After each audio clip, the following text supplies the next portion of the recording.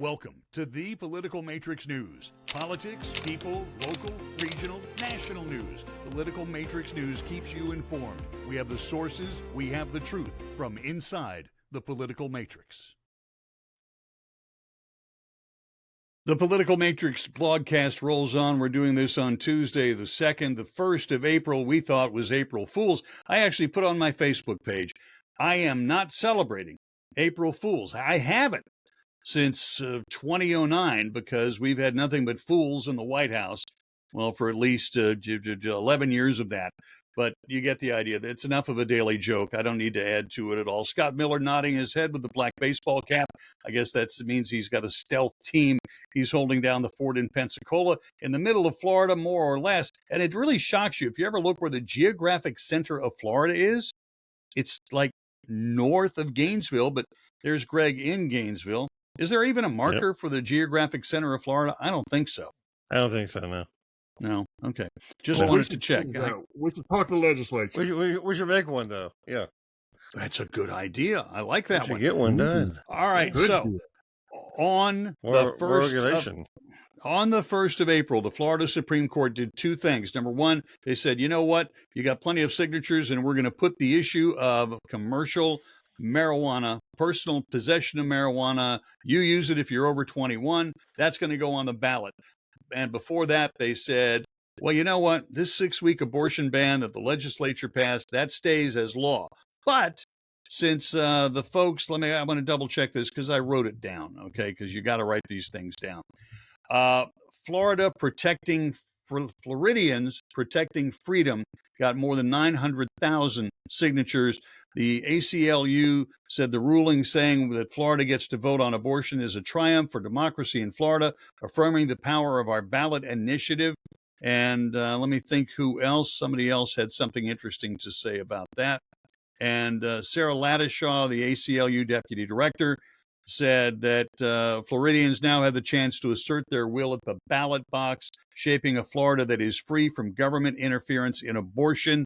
The minority leader, Democrat in the state house, her name is Ventrice Driscoll, was critical of the court's decision, said MAGA extremists pushed through a draconian law that bans abortions after 6 weeks, before most women even know they're pregnant. Jared Moskowitz, Democrat, congressman, applauded the state's high court. I'm missing something here, okay? When did MAGA get into the promoting the abortion thing and limiting the abortion? Was that a MAGA thing? I think the issue goes back, 50 years. That's when Donald Trump was trying to build some buildings in New York way before MAGA came out, right, guys? I agree. I mean, this abortion issue has been around for just a little while. Well, and go ahead.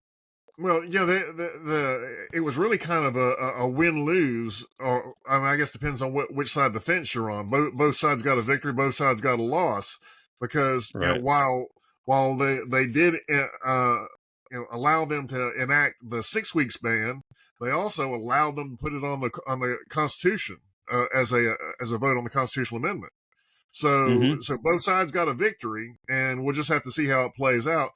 I think we mentioned earlier, I don't know that this is enough of a thing to motivate people to go vote, but it'll motivate some people. I don't think so. I mean, it really depends on how the ballot is read and how it's written. I mean, is it just written flatly that anybody can have an abortion, or what are the stipulations that are going to be on the ballot? Scott, you got the law, you got the language on that? Yeah, I read it earlier today. I mean, it basically, it's a little fuzzy in my head, but I do remember that what struck me about it was the language seemed very malleable, which is extremely ready. Oh, you got it? Okay, hit me with it. There we go. It's short. All constitutional amendments should be this short. No law shall prohibit, penalize, delay, or restrict abortion before viability or when necessary to protect the patient's health as determined by the patient's healthcare provider. This amendment does not change the legislature's constitutional authority to require notification to a parent or guardian before a minor has an abortion. That's it. That is absolutely it. And so you're talking about there's no age restriction Well, or anything? you saw the you mean date time restriction? No, I No, mean, there's you not. know what I mean? Yeah, okay. And it, Well, that changes the story a lot. it says minor. You know, my parents have to be Exactly. notified if it's a minor. But I didn't say what a minor Yeah, is considered, except legally, a minor is under 18, and certainly a minor is under 16. exactly. And I think that's going to fail on the amendment. Then I think that the pro-life movement will probably win on this one issue here. I do think that the whole minor issue is a big issue. I mean, parents don't want their kids getting abortions and getting all this treatment without their permission and or without their conversation or without their input without some sort of knowledge about it. And the fact No. and the way this is written is that they can it's going to be carte blanche. I mean, and Well, no, that's 6 not going to weeks was work. 6 weeks was draconian. The state It legislature is. lady said that women don't even know they're pregnant. It could be 6 weeks. They go, oh let A me lot of think. people do. My period is late, and maybe they after about 10 days after their late period, That's then true. maybe they finally go spend $25 for a dipstick, and they never buy You're right. one. They always buy two. And you're correct. It is draconian. However, to go ahead and reverse it, and this and this is a big reversal. This is not a Yeah, small reversal. I mean, no, this is huge. And to give a youth in the state of Florida, which I don't know if anybody out here knows any kids in Florida. It's a very party state. It's very and it's the kids here. Um, it's not a family value driven state really. And we got yeah. Miami, Well, we got guess Orlando, what? we got party states, we got universities everywhere. We have a lot of minors here who are getting pregnant, Yeah, everything, yeah. and It's called Tuesday or Wednesday, and yeah, I exactly. But listen. there's That's no reason. No, it's between my philosophy. It's between the woman, no, the husband slash boyfriend, maybe, and the doctor and her God, whatever she perceives that to be. That's it. exactly. That's the decision making process. I wish the state could stay out of it. I wish the federal government would stay out of it. But it's what it is, and it will be fixed. And but the world the world has changed significantly since we were kids, since we were It high is. schoolers, since we were in college. Lord knows, based on Greg alone, that goes back to the '60s, but that's another Hey, story. I Um, have 8 stepkids, and 6 of them were daughters. And so, whoa, for me, whoa, I have 6 stepdaughters, and so for me, it's a very personal issue of watching it and seeing it between them and their peers, and it's something that should not be taken lightly. And no, people can roll their eyes and everything else about how dramatic it might be about it, but this is something that's really serious. And I mean, and on a statewide level, with 26 million people in this state, Florida has a different socioeconomic makeup than Ohio or true. Arkansas. I Yeah, mean, we're a very big party driven state, and to where I mean, the teenagers here are not as mature as they need to be, and they should not be given that kind of power to make that choice at all. Well, I Scott, I'll mean, give you the last word on this. minors have been able to get abortions for a long time. The controversial part, because it's considered medical care. The controversial part has been them doing it in secret, because you can't Right? go get a tattoo under 18 without a parent authorizing it, and they're going to Exactly. let someone go get an abortion. But my understanding of the amendment, as Rob read it, was that that it preserved the requirement that of parental notification. And if that's the Yeah, case,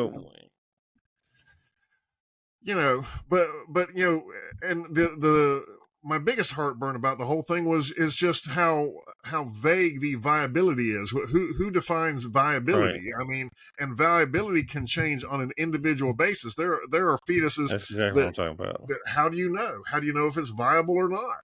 I Hmm. mean, Hmm. Well, there that's why have been.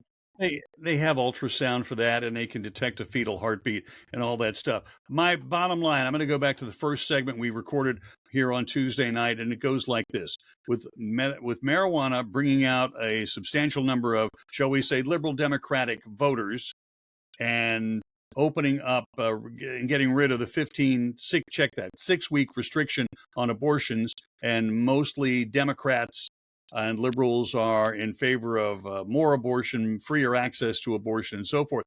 More abortions, more I gotta pot. think, Woo-hoo! yeah, more Hey, abortions, the more Democrats pot. want to set up a party. That's why it's called the Democratic Party, because I just think that 30,000 more portends immigrants. at least, if not, Greg said earlier, blue wave. I think it's certainly going to be a pretty nice little blue splash, and it is. I think it puts the state of Florida in jeopardy for Donald Trump. I really do. Guys, that's enough for this segment right now. Rob Milford in Orlando. Scott Miller, thank you very much from Pensacola. And let me think, Greg Fink. He's in Gainesville. Go Gators. And I think the reason you live in Gainesville now is so you finally, after all these years, could have a bathroom of your very own and wouldn't have to share with 6 daughters. Yes, that's one reason. Good night. Thanks. One.